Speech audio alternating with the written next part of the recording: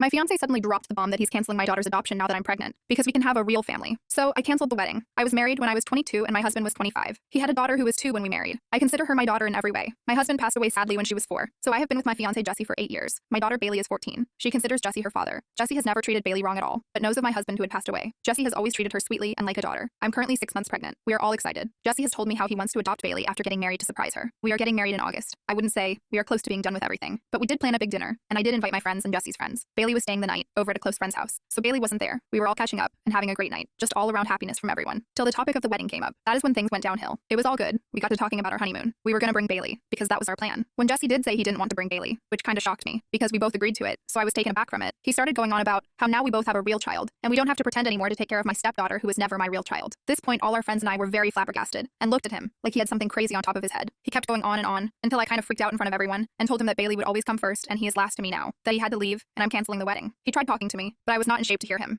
His friends did escorted him out for me and left with him. Few of my girlfriends stayed with me that night. Jesse had been blowing up my phone so much, wanting to work things out. I honestly don't ever want to. I haven't told Bailey what happened and just lied to my family and his family about why we canceled the wedding. I just want some quiet now and not for anyone to be upset. Update. I talked to Bailey much more earlier and told her everything. She was shocked and cried. It broke in my heart to see her that way. We just hug each other. She said if she had only been a better daughter, he would have not felt that way. I reassured her that wasn't the case at all, that Jesse was just an awful man and a coward. Bailey said she forgave him, but would never forget what he said. She still misses him and still calls him dad, even after everything he put her through. She's a brave young girl. I am making sure that Jesse doesn't ever get in contact with Bailey. He did, however, ask if we can talk in person, to at least mend things. I did agree and met him the next day after the whole incident. We met in a public spot with others around, in case he tried doing something funny. Jesse told me how sorry he was, and that he loves Bailey and our baby the same. He still wants to marry me, that he wants to come home. All I saw was horse shit tea. I knew he was lying. I told Jesse that I would never look at him the same, that I will only get in contact with him after I give birth to our daughter. Jesse did beg me, over and over. I stood my ground and said no to each of his pleading demands. Then he dropped a big thing on me, which I never knew. He said that he cheated and the woman is better in every way. To add sugar on top of the shit tea he dropped on me. He is cheating with his best friend Carter's wife, who has 3 kids. Yes, this is one of the friends that defended him. He was sleeping with his wife. She was also at the dinner party, was always nice to me, when she was sleeping with my fiancé. Not only did Jesse and that vile woman destroy a family, they destroyed 2, with kids. What a lovely great man.